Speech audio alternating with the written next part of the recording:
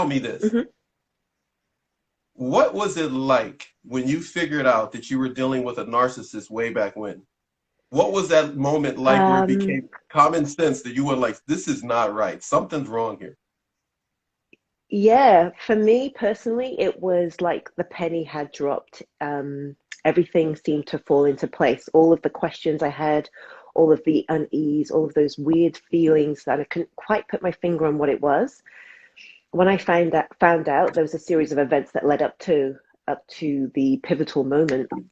But as soon as the pieces fell together, it was like the light and the blinkers had been taken off and I was set free. It wasn't like, that's the reason and that's my excuse. It was like, no, this is bang, bang, bang, bang, bang, everything lined up. And I was like, oh my God, this is what I've been dealing with. This is the kind of person. No wonder I've been feeling this way. And I just knew what I needed to do from there on. There was no question. When you got to that moment where, my goodness, you're gonna have to write a book and you're gonna have to call it Bang Bang Bang. I'm serious. I'm just saying that's a nice title for a there's book. there's Bang Bang Bang. The there's a day few the day books. It, yeah, it'd be a series. You can call it the Bang Bang Bang series. The maybe. just telling you, you're gonna have that. I think that may work. That'll work. I'll That's buy a that good sucker. I'll title. buy that sucker. That's a Wait, and I'll watch the good miniseries title. too, called Bang Bang Bang. You put that on Lifetime or Hallmark. You'll get some views on that. But what I was gonna I say is, will. when you got to that moment, Mm. what were some of the bangs that made up the Bang Bang Bang that you could maybe pass on to someone else who may be just starting out dealing with a narc? Well, I, like most of us, victims and survivors, always thought it was me. So I always tried harder. I tried to be better. I tried to be kinder, nicer, more loving. I tried to be more giving. I exhausted all of my resources. So it's not as if when we're in this situation, we don't just pick up and leave once one thing happens. It's multiple things happens over many years, and it's lots of small things. Always a question mark over what's happening, what's going on. Um, so there were a few things that happened, like just getting into trouble like a child over something that was completely out of my control, which seemed a bit off. So I actually went to my mother's group, my Facebook mother's group, and said, hey, this thing happened. If your husband said this, what would you say? What would you do? Because it just felt not quite right.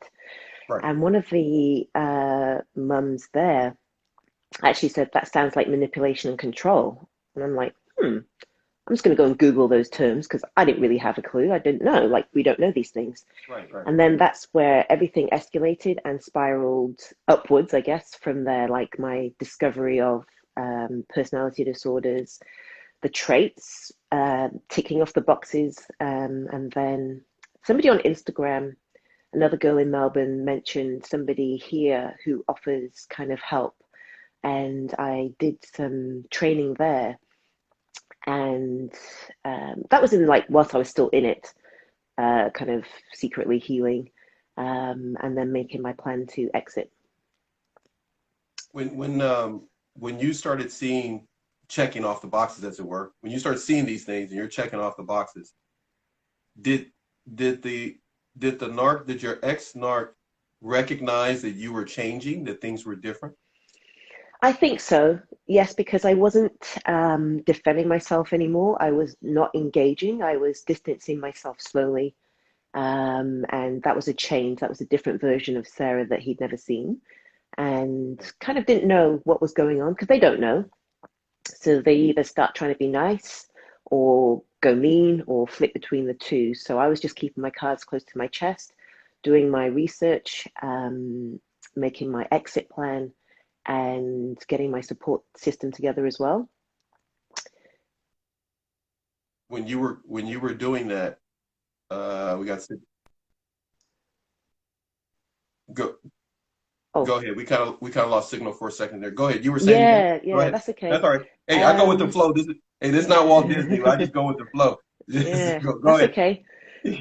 Yeah, so yeah, like when the light bulb moment happened, I was like, okay, I know what I need to do. I know what I need to not do. I need to just lay low and plan and get myself out of here. So I mentioned it to, I remember breaking down to one of my very good friends who actually helped me in the end leave, like physically leave, because I wasn't sure. And then this was probably about 6 to 8 months before my departure.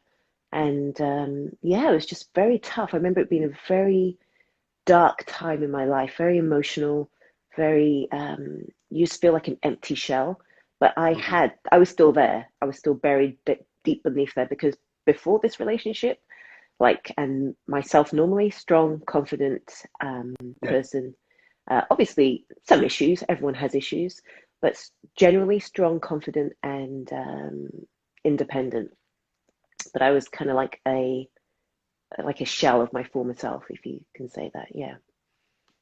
And you in that part, I'm going to go to the shell part here because I have to, because Mm. I'm just curious to ask you. There had to be people around you that started to recognize that you are not the same. Did they say anything? I'm just curious to ask. Um, uh, well, to the outside world, you always have a smile on your face anyway Oh, when you're going yeah, through yeah, I guess something so. like this. Yeah, yeah, So yeah. nothing really.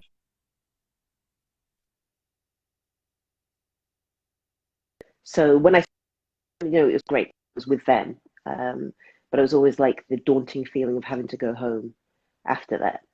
Um, so yeah, and I had like some support, local support, who knew the situation. They didn't obviously understand what it was, but they just knew I needed help, and they supported me um, in lots of different ways to get to where I needed to be as well. But there's so much importance in actually speaking up. And when you were dealing with this situation, uh, that you're planning and preparing the whole time to to to to move out. Did you did you see yourself feeling bad, grieving the relationship, um, dealing, gonna miss that man, miss that person? Just give us some Yeah. parameters so if somebody's going through it, because they're gonna have mixed emotions, like you said, Yes.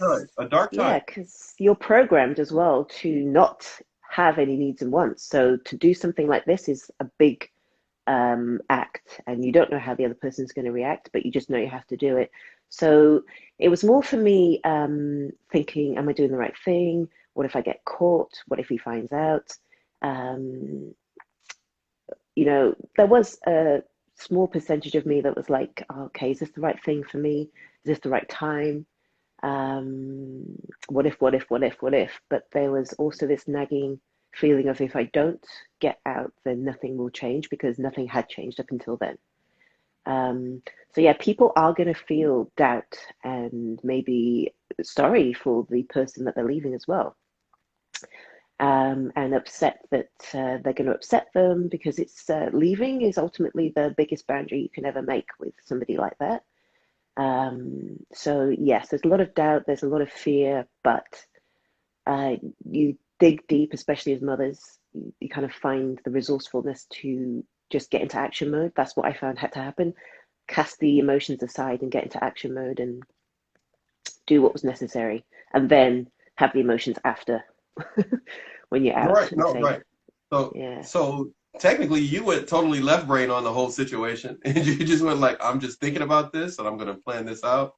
I'm gonna do it. Yes. Did you get some? Overthinking. Yeah, Sorry. don't overthink it, Oh, is what, right? yeah. Overthinking would stop you, I think. Yeah, right. So yeah, And just no, go ahead. You were saying, Sarah, go ahead. yeah, no, I was just going to say, yeah, overthinking stops you or maybe delays you going, but you just have to keep remembering why you're doing it, and what has happened in the relationship so far, what you've tried, and to realize that you are one person, you can't try for both of you, no matter whether the person's a narcissist, high conflict, toxic, or abusive, or all of the above. When you know you've tried and you've exhausted all your resources in trying to make the relationship work, that's when you're done. And I'm the kind of person as well, when I'm done, I'm done. Like Yeah, with friendships or things like that, if something's a bit off, yeah. I do trust myself in that way. But in the relationship sense, it did take a while to work it out. Well, you were already like that before you went into the relationship, of course, no doubt.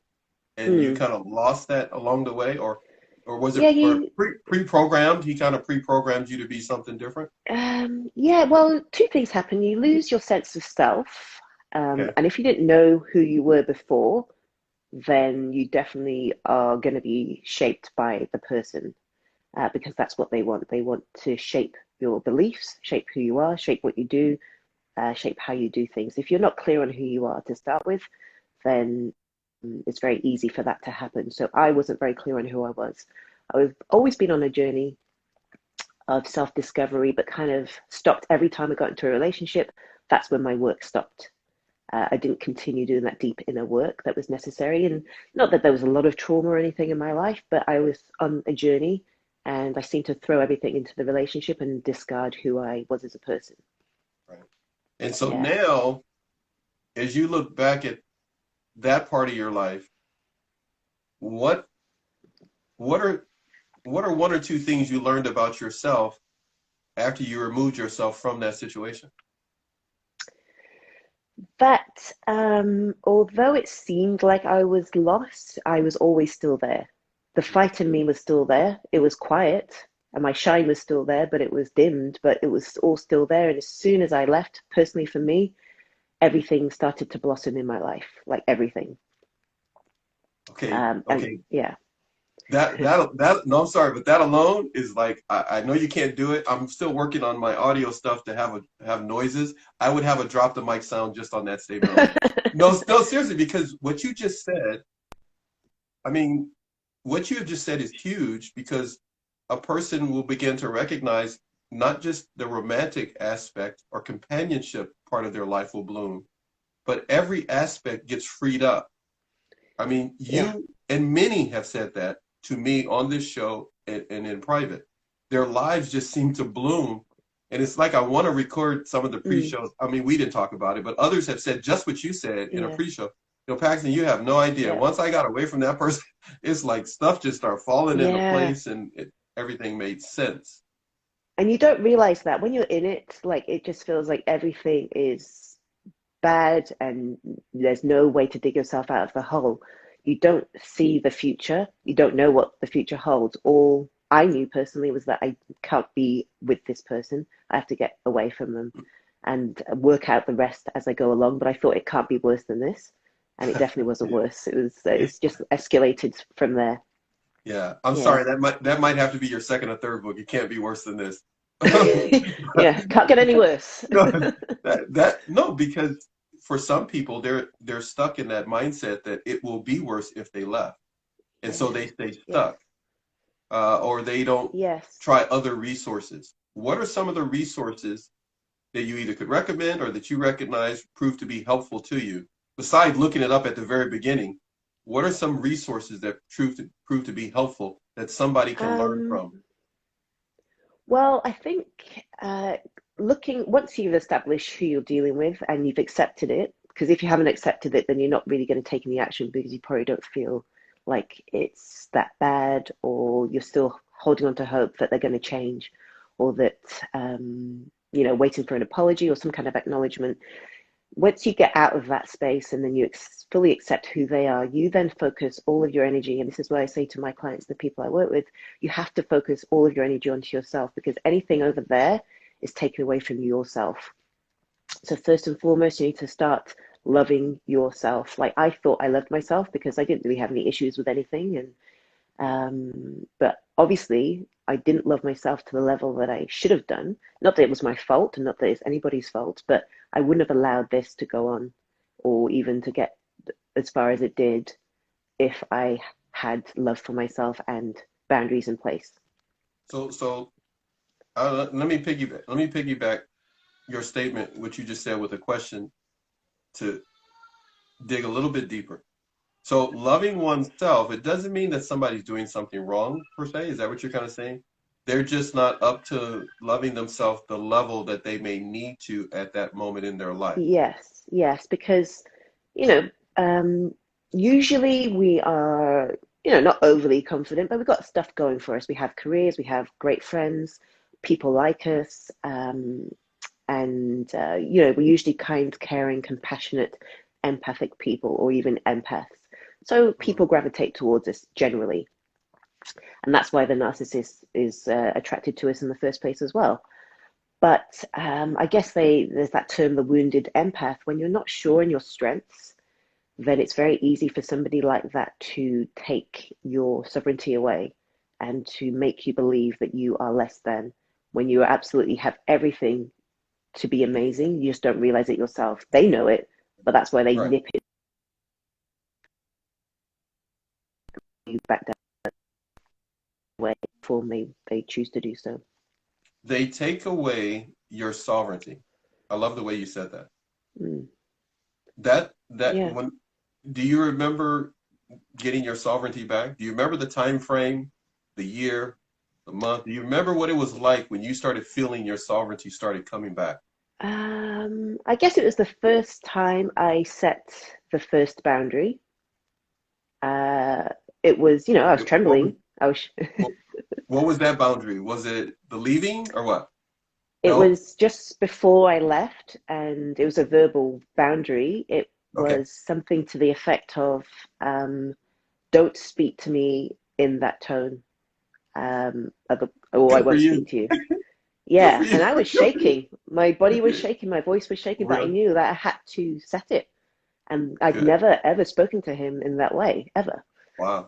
So it was a shock to him as well as it was to me. But I just knew I had to do it. Right, right, right. So yeah, don't speak to me in that way. I'm not going to speak to you if you're going to speak to me in that way.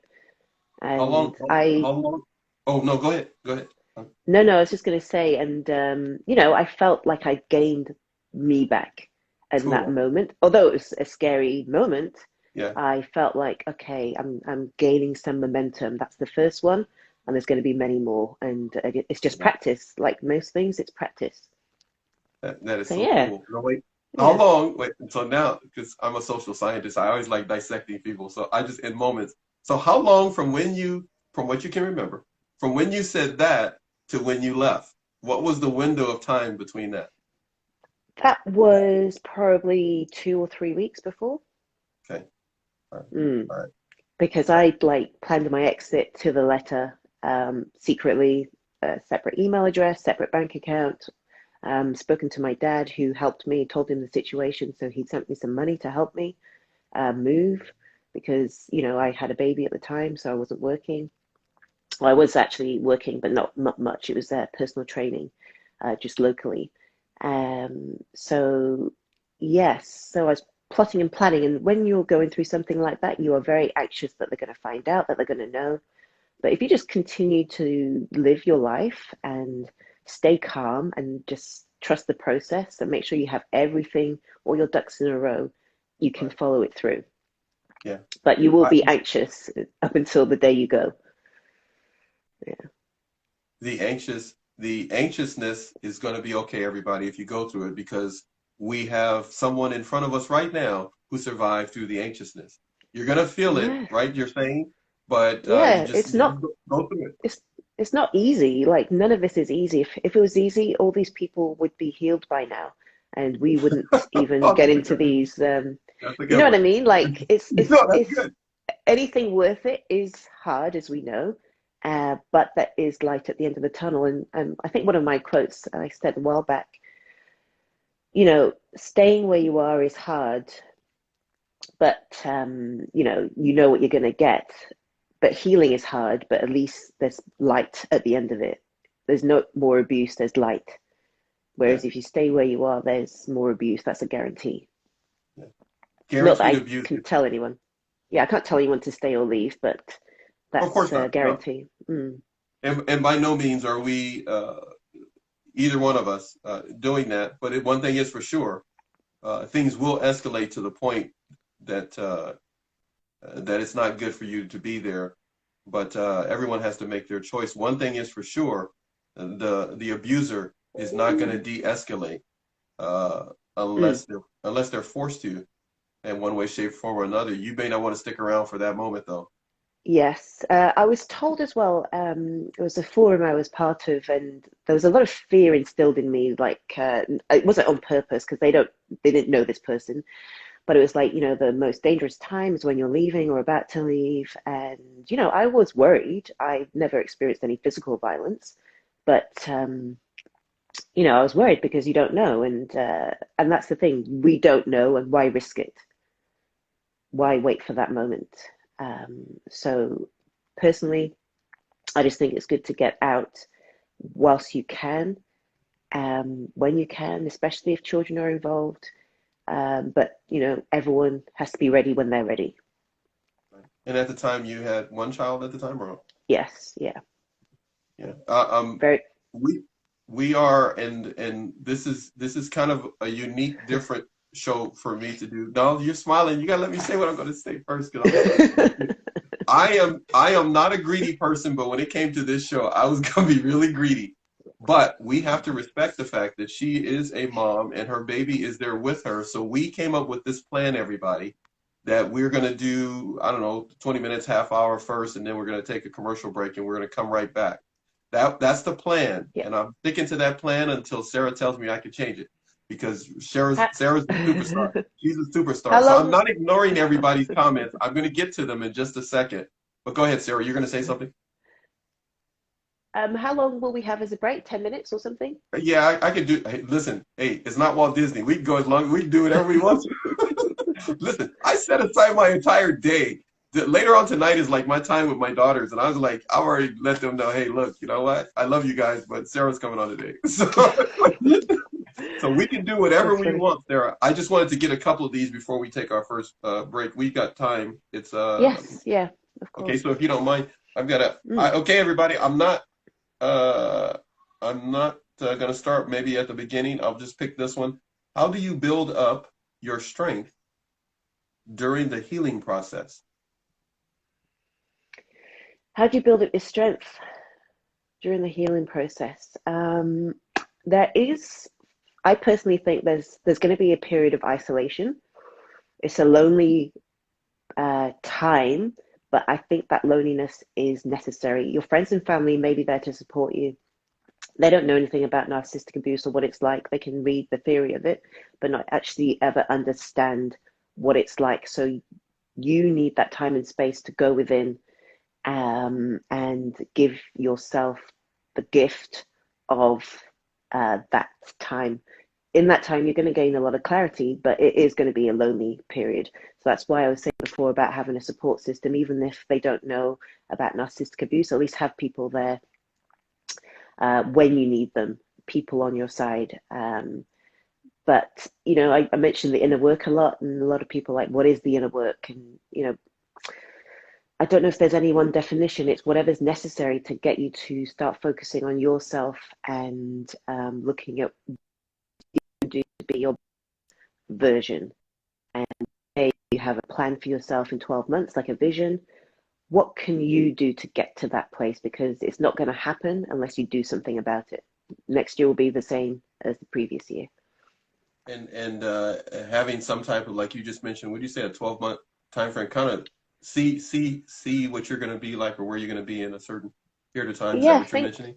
Think about your future self. Like, who do you want to be in, say, 12 months or 5 years? But 12 months is a bit closer. Who do you want to be? What kind of skills would you like to have? How would you like to communicate with people? What kind of relationships would you like to have? And then work back from there to become that version of yourself that is amazing, because all of us are amazing.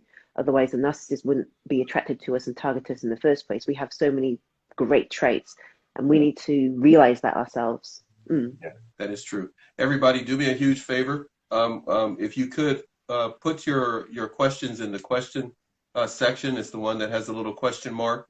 Go there and type them in there. That way I won't be scrolling and cover up Sarah's face, because then I can't see her. I want to be able to see her, if you guys don't mind. Somebody put something down here. I just have to make note of it. And then there's a question in the question section I'm going to turn to. Not having a support system with 2 kids has been the hardest. Any thoughts on that? Yes. Sometimes, the ideal world is that we do have a support system, but sometimes we have to step up to ourselves. And it's hard because you've probably never had to do it before. But if anything, see it as you getting to the best possible version that you can do for your children. They're your motivation, or they should be your motivation. And they need you to be healthy and strong. So you're going to have to dig deep and find a way to make it happen for their sake, for your sake as well, but for their sake. And I think when you can see it like that, that's when we get resourceful and you find answers. We find answers when we ask the right questions. Right, right. So at least making that strong, heartfelt effort is great, but you may need to, right, look for other resources. Just keep digging. Just keep digging. It's going to show itself, Yes. and you'll be able to make a way. You just got to try everything to get yourself to a strong place as well internally, so that you have the energy and the mental capacity. There are solutions out there when we start asking the right questions. If we ask empowering questions, we get empowered answers. If we ask disempowering questions, like why me? Why does this always happen to me? Why did he do this to me? Not to victimize anyone, because I'd be victimizing myself if I was doing that. But I just mean ask the right questions, and your mind will find the solution. Something. Right. And It isn't easy I though. believe it isn't easy. Matter of fact, if you don't mind, I think that says Leah.L. Feel free to, and I'm going to do this to Sarah because I do this to everybody come on my show. Reach out to her because I have no answers. I just tell you that right now. People often reach out to me and no, because I got therapists and other people. I send them to them because you're asking the wrong person. I'm kind of like the greatest showman. I just bring everybody together and you guys can ask them questions. I Yeah. just provide. But if you need it, I'm sorry, Sarah, go ahead. No, I was just going to say probably what you're saying. Yes, if people need some kind of support, but I'm not sure where to start, the link in my bio has options for varying situations. If you want one-on-one coaching, if you have a group starting in January next year, group program, which is more cost effective for people if they can't afford one-on-one coaching, and also free resources as well in my Facebook community. But the link in my bio has everything that they will ever need. Okay, so everybody, I know some of you may not be my regular followers because I'm not into followers and clicks and stuff, but you're here on my live. I love it, but I'm telling you, you better get a hold of her. You better get a hold of her. Don't sit there and think you can't. I'm just telling you, please. You are not alone. It is not your fault. There is nothing wrong with you. There was never anything wrong with you. That's why you were chosen, because there was something right with you. So just reach out to Sarah. Yeah. Feel free to do so. If you do DM me, I'm not hating on that. I'll just send you back over to Sarah. So you can do that. Sarah, I'm looking at 5 questions. I'm going to at least poke my head in here and get some of them for you. Let's pick one off the top here. Okay. Victim shaming and the court processes needed to change.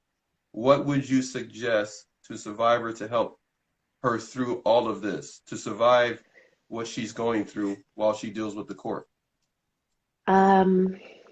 So grounding is important. We need to get emotionally strong and be able to manage your emotions.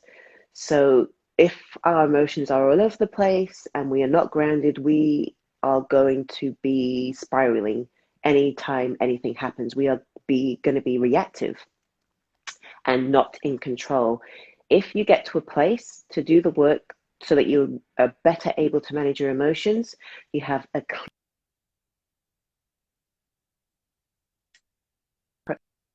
process. You are grounded from the inside out. Nothing the court says or does, nothing the narc says or does will shake you. That takes work. And that's the work I do with my clients, but that is key, getting strong and grounded from the inside out. Then nothing can penetrate you. Things are going to happen. You're going to get triggered, but you are going to be like a tree, grounded and rooted into the ground. Right. And so at that point, yeah. No, go ahead. They're grounded. No, so I was going to say, yeah, and able. Sorry, carry on. No, go ahead. You were saying, go ahead. No, I was just going to say, and then able to deflect any negativity, any accusations, any toxicity coming from anywhere, and victim shaming. It will not penetrate you. You will not feel like people are shaming you, because you know your truth. You know what happened. You know what didn't happen. You know your truth and you own it. and you approve of yourself and you're self-validated, then what other people say and think will not even matter. Got it. I'm going to grab another one here, if you don't mind. Do you Yeah. believe in calling and or canceling them on social media, in the social circle? Calling. So do I The believe narc, in the so narcissist. canceling the narc from the social circle? Yeah, from the social circle. I mean, people probably aren't going to like this response, but if you want to have a toxic-free life, then you kind of need to not have toxic people around you. I know it's hard when you have to maybe co-parent or you have family members, but you need to choose a level of no contact or low contact that's comfortable for you. But when we are around people, their energy penetrates us. They can throw us off, they can derail us and throw us off our healing game. So I personally would cut off anybody who is toxic to my life because I cannot afford to have people like that around me. Right. Because I've worked too hard, and the same with other people. You work too hard to get to the place that you are. So yeah, I would cancel them. But yeah, it depends on your individual situation. Right. For the sake of their sanity, they need to have a space where it's toxic free. But they're going to have to make a decision, right? They're going to have to make a decision one way or the other. Yes, yeah, you have to decide that for yourself. What do you want? Do you want to have this person in your life, but get the repercussions of that? Or do you want to free yourself of that and live your own life freely without or with fewer people around who are like that? Right. It's a hard decision to make, but it's necessary. So, Right. I just see right now the same question has been edited now because she's now letting us know that she meant to be not canceling but exposing the narc. Uh, she's talking about exposing the narc now in the social circle. What's your thoughts on using that energy to expose no, the narc? That's what, don't yeah, bother. Why? Why yeah. bother exposing the narcissist? What benefit is that going to give you? Ask yourself that question. Why do you want to give time and energy to something like that? Uh, that can be spent on healing yourself and getting to a good place within yourself. So I wouldn't personally waste any more time and energy on this person. They've already taken too much. You could be making new friends, and the friends, Yes, and and you know what's so interesting about social circles or anything. A great question, by the way. I'm horrible at reading everybody's names because I can't keep up with the names that people have. I'm too old for yeah. that. I've got my senior citizen card.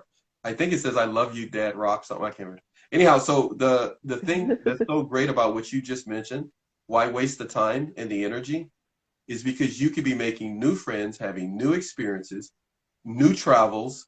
Uh, why hold on to friends that know the old story and they don't want to hear your side of it? There's so many angles to look at that rainbow, but the Yeah. bottom line is Sarah's correct. If you try it and make new experiences and let that circle go or move on, you'd be surprised how you'll get a whole brand new, See better what circle happens. See of what happens friends to your life. if you Because move forward. yeah, people more in alignment with who you are as well, the same values.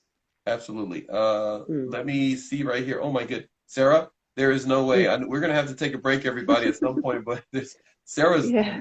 man, you popular girl. Man, okay. So how do you? I'm just trying to keep up. How do you best heal Yeah. from their fake selves? I miss that part of him so much.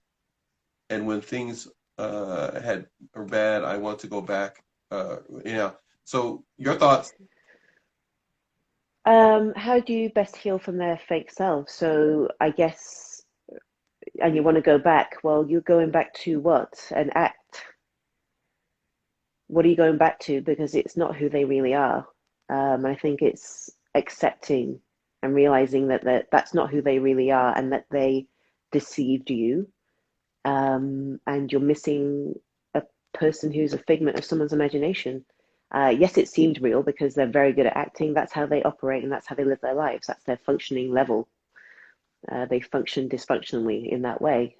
So accepting that, yes, he's an actor, it was false, and you have to detach yourself from him emotionally.